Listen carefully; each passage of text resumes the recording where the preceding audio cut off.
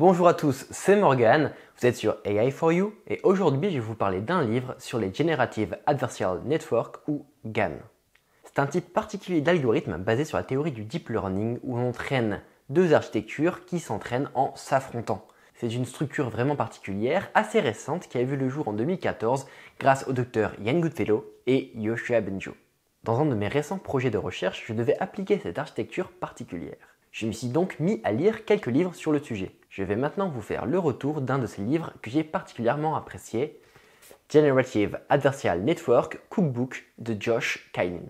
Dans un premier temps, je vais vous présenter rapidement l'auteur, puis résumer en quelques minutes le livre et enfin vous donner mon avis dessus. Vous êtes prêts à en apprendre plus sur les GAN? Allez, c'est parti!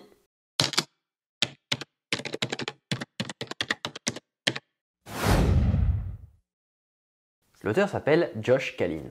Ce n'est pas un nom particulièrement connu dans le domaine des GAN. C'est un physicien et technologue qui concentre ses recherches sur l'intersection entre la robotique et le machine learning. L'auteur travaille sur les capteurs avancés, la robotique industrielle et le machine learning et des projets de recherche sur les véhicules automatisés. L'auteur n'est donc pas un spécialiste des GAN, il ne travaille pas en recherche fondamentale sur le perfectionnement de cet algorithme. C'est simplement un chercheur en machine learning qui a envie de partager ses connaissances du domaine via un livre sur cette méthode. Ce livre n'a pas pour but de vous faire découvrir tous les mystères qui se cachent derrière cet algorithme complexe. Il n'a pas la prétention non plus d'aborder tous les aspects de cet algorithme. Le but est de vous faire découvrir cet algorithme ainsi que différentes architectures par la pratique à travers 6 projets. On a d'abord le premier chapitre qui nous donne des rappels sur ce qu'est un algorithme de deep learning, comment il fonctionne, etc. Ensuite, on rentre directement dans le vif du sujet avec une description de ce qu'est un GAN, la distinction de ses éléments de base, qu'est-ce qu'un générateur, qu'est-ce qu'un discriminateur et à quoi ressemble la fonction de coût d'une architecture pareille. Une fois que vous avez appris à quoi correspondent ces différents blocs, l'auteur vous explique comment les emboîter afin de créer une architecture de GAN. Dans le chapitre 2, on voit comment préparer notre environnement et préparer nos datas. Ce chapitre n'est pas un chapitre spécifique sur comment préparer les données pour les GAN. C'est un chapitre assez classique qui nous fait des rappels de comment utiliser les données et l'environnement pour entraîner des modèles de deep learning en général. On commence réellement les choses sérieuses avec le projet 3 qui nous propose d'implémenter votre propre GAN en Python en moins de 100 lignes de code. Dans ce chapitre, vous suivez pas à pas l'auteur qui vous explique ligne par ligne le code qui vous permettra d'entraîner votre premier modèle de GAN. Maintenant que vous comprenez mieux comment fonctionnent les GAN en général, le chapitre 4 nous permet d'utiliser une structure de Convolutional Neural Network dans votre GAN, afin de créer un modèle plus performant sur les images. Après ce chapitre, vous avez compris les concepts principaux des GAN et vous avez à votre disposition un code qui permet d'entraîner n'importe quelle architecture simple de GAN. Les prochains chapitres vous présenteront des architectures différentes des GAN et chacun avec un projet différent. Dans le chapitre 5, vous allez entraîner une architecture Pix-to-Pix. L'architecture Pix-to-Pix est essentiellement un GAN conditionnel qui apprend à passer d'une image d'entrée à une image de sortie.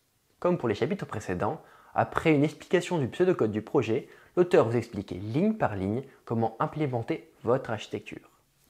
Dans le chapitre 6, vous allez entraîner une architecture CycleGAN. Le CycleGAN est une technique qui implique l'entraînement automatique de modèles de traduction d'image à image sans exemple jumelé. Les modèles sont formés de manière non supervisée en utilisant une collection d'images du domaine source et du domaine cible, qui n'ont pas besoin d'être reliées de quelque manière que ce soit. Cette architecture est composée de 2 GAN emboîtés afin de passer d'un espace à un autre. Dans le chapitre 7, vous allez entraîner une architecture SimGAN.